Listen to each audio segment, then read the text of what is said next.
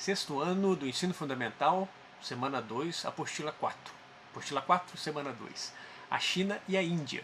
A China e a Índia são civilizações das mais antigas e nós estudamos também lá no início do primeiro bimestre, quando nós falávamos das civilizações fluviais, dos povos fluviais, ou seja, aqueles povos que surgiram, que se organizaram, que se desenvolveram às margens de grandes rios.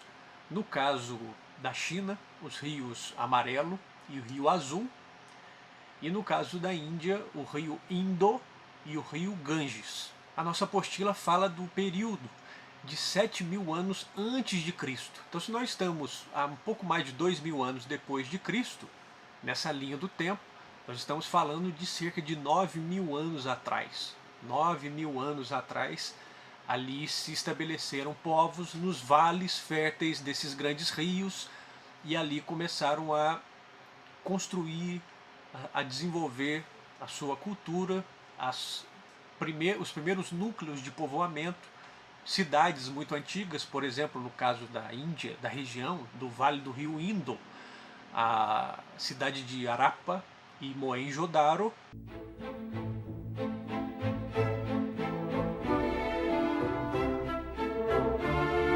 O Rio Amarelo, ele vai num caminho mais ao sul dessa grande massa de território que é a China, numa área onde ele, abrindo-se em vales férteis, ele transporta muitos sedimentos, a terra é muito fértil, aliás, ele é o Rio Amarelo por causa dos sedimentos que ele vai escavando, então ele vai trazendo uma série de nutrientes, assim como o Rio Nilo, que nós já vimos lá no Egito, no período de cheia, ele fertiliza uma área imensa, e nessas áreas são áreas propícias à agricultura, à prática da pecuária. No caso da China, uma das grandes domesticações seria do cereal, o arroz. Nós vamos ter até hoje aqueles imensos terraços, degraus de arrozais em áreas mais alagadas. Olhando bem no mapa, o Rio Azul e o Rio Amarelo formam esses vales férteis que chegam a se encontrar. Se nós pegarmos o mapa da China, dê uma boa olhada no mapa da China, você vai ver que esses dois rios eles fazem um fechamento ali desse grande território, e nesse miolo é que vão se desenvolver várias cidades, vários povoados, que por volta do ano 1500 a.C., ou seja, 3.500 anos atrás, vai haver o que a gente chama de surgimento do Estado. Assim como a gente falou da Mesopotâmia, do Egito, as cidades começam a crescer, começam a dominar as áreas ao redor, surge um governo próprio daquela cidade, mas que não fica mais restrito, quer dizer, não fica mais preso apenas àquela cidade, começa a crescer o seu domínio e começa a surgir uma forma de poder organizada. E aí surge, por exemplo, forças militares, soldados que são profissionais da guerra, porque passa a ser cada vez mais estratégico o controle de territórios. O surgimento da escrita, também por volta desse período, na China, a escrita ideográfica, no caso, que tinha uma importância muito grande no controle, no planejamento, no registro do conhecimento e também como uma forma de exercer o poder sobre uma população muito grande. E por volta do ano 200 a.C., ano 200 a.C., a dinastia Qin consegue unificar os territórios, criar uma forma de poder que era uma coisa muito maior do que havia acontecido anteriormente, que é o que nós chamamos de império. Um império, um reino unificado que controla territórios ao redor. Então aí é o início do que a gente chama realmente China, no sentido de poder político. Uma família, então você vai ter um imperador que governa com os seus grupos, né? No caso, penso um exemplo para a gente fazer uma comparação. No Egito, você tinha o faraó, que era o rei do Egito, você tinha os escribas, que era quem controlava, quem escrevia, os soldados, os sacerdotes que faziam um papel importante de dar legitimidade ao poder do faraó, quer dizer, ele é um deus, ele é o filho de Amon-Ra, que é o deus todo-poderoso sobre o Egito, etc. Na China nós vamos ver algo semelhante nesse sentido da criação de uma sociedade que tem hierarquias, postos com maior poder, postos com menor poder, função, cada um tem uma função nessa sociedade e essa função vai se dividindo cada vez mais em funções muito especializadas. Então na China, por volta do ano 220 a.C., a dinastia Qin, a família Qin, funda essa dinastia, unificando esses vários poderes que haviam ali entre os vales desses dois grandes rios, o Rio Amarelo e o Rio Azul. E aí se inicia a história da China imperial.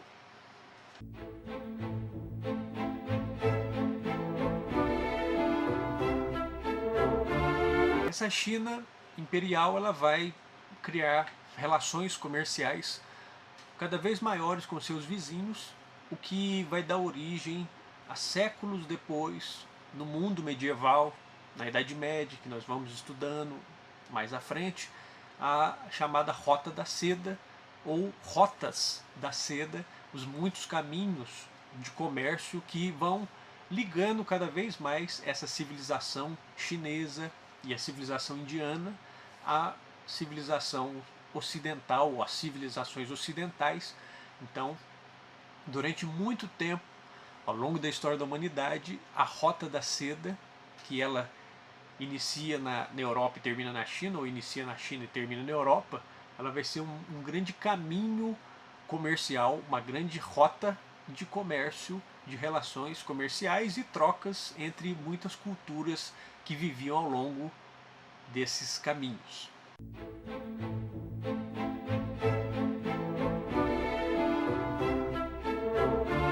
Foi durante também a dinastia Qin que começou a ser construída a muralha da China, que na verdade não é uma muralha, são uma série de muralhas, uma série de... Se você olhar fotos, você vai ver que tem diferenças de tamanho, diferenças de largura, de estilo, de material utilizado, mas nós chamamos a Grande Muralha da China considerando que o objetivo da construção da muralha era um só, que era a defesa do território contra povos que viviam mais ao norte e que poderiam e que atacavam muitas vezes esse território chinês. Mas de fato o que acontece é que são várias muralhas que somadas dá alguns milhares de quilômetros de extensão. Algumas partes estão muito bem preservadas até os dias de hoje e outras partes são apenas ruínas ou os restos do que sobrou da sua construção inicial.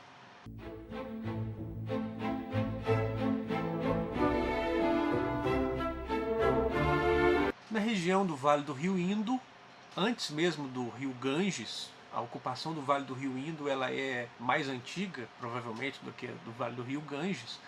Nós temos por volta do ano 2500, 2600 a.C., ou seja, 4.500 anos atrás, a existência de uma cidade muralhada, uma cidade fortificada, ou seja, uma cidade cercada por muros, que foi a cidade de Harappa. Nós temos grandes pesquisas arqueológicas, é um grande sítio arqueológico. Lembra que a gente estudou sobre sítios arqueológicos? A cidade de Harappa é um grande sítio arqueológico e a gente está descobrindo ainda muitas coisas sobre essa civilização no Vale do Rio Indo. Mas o fato é que ali existiu uma sociedade urbanizada, ou seja, uma cidade com um grau de desenvolvimento relativamente elevado, e o desafio é entender como que essa sociedade que se desenvolve ali e altamente urbanizada, ela entrou em declínio. Nós sabemos que por volta do ano 1500 a.C., daria 3.500 anos atrás, grupos nômades guerreiros da Europa Central e Europa Central e Europa Oriental numa região chamada Ária, teriam migrado ali para a região de Arapa. Esses arianos, já que a região era chamada Ária, esses povos são chamados arianos, eles ocuparam o Vale do Rio Indo, misturaram-se àquela população que vivia ali e, em boa parte, dominaram essa população que ali vivia, e dessa dominação é que vai começar a se organizar o que nós chamamos da sociedade de castas e da grande tradição hindu. O hinduísmo é uma crença religiosa que, na verdade, reúne várias crenças religiosas. Hoje em dia nós chamamos o hinduísmo ou brahmanismo, porque Brahma é considerado Deus criador dessa grande crença religiosa. E o que seria essa sociedade de castas? Seria uma sociedade dividida em grupos de acordo com a criação deste Deus. Ou seja, eu vou colocar aqui a imagem clássica da figurinha. Essa tradição hindu acredita, em boa parte, que os seres humanos foram criados pelo mesmo Deus criador Brahma, mas que não foram criados das mesmas partes desse Deus. Então, assim como a gente teria uma sequência de importância no corpo, cabeça, os troncos, né, superiores, os troncos inferiores, os seres humanos, cada grupo de ser humano teria vindo de uma parte desse Deus.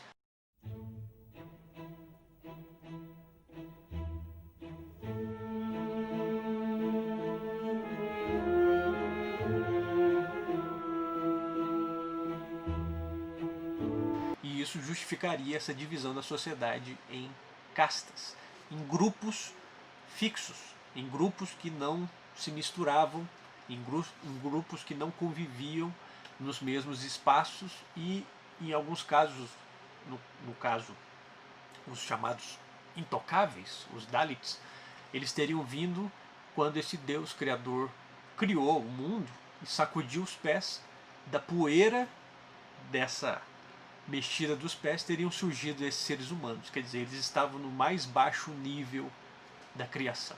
Então, os grupos superiores, por exemplo, os brahmanes, não podiam se misturar com essa gentalha.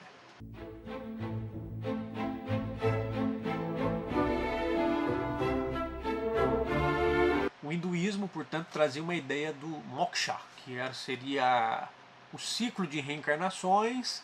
Se você nasceu de um grupo inferior, foi porque numa vida passada você cometeu muitos erros e não conseguiu evoluir, e aí o significado da vida é a quebra desse ciclo eterno de sofrimento, que quando você conseguisse quebrar esse ciclo de reencarnações, você conseguiria a libertação.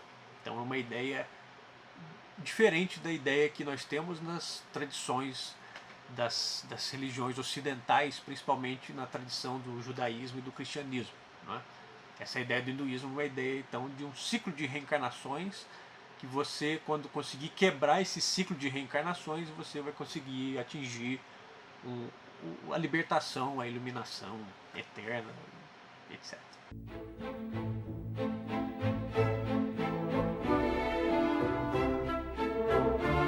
Bom, nas nossas atividades, eu chamo atenção, vocês vão encontrar nos próprios textos, vocês vão encontrar ali as respostas, né? Mas atenção para a questão da dinastia. Pergunta o que é uma dinastia.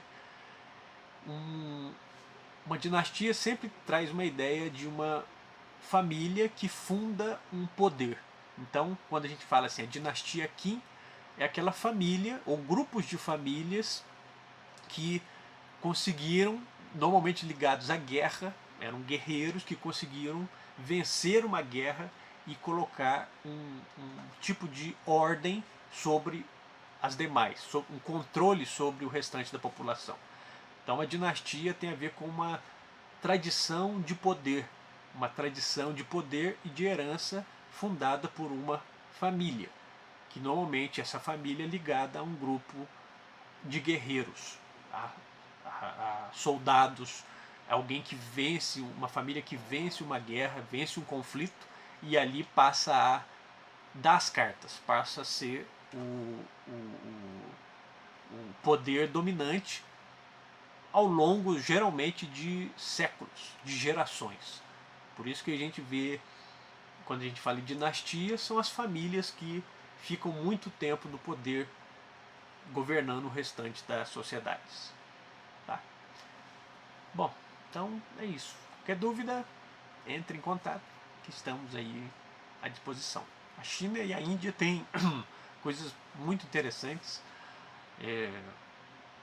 Assistam Mulan, assistam Kung Fu Panda, no caso da China. No caso da Índia, de produção cultural, eu vou ter que procurar um pouquinho mais, mas vocês vão achar muita coisa. Inclusive muitas coisas engraçadas de Bollywood, que é o Hollywood indiano, que tem filmes que são de um estilo bem diferente do que a gente está acostumado a ver. Certo? Então, um abração para vocês, bons estudos, boas leituras e até a próxima. Tchau, tchau, sextos anos. Um abraço.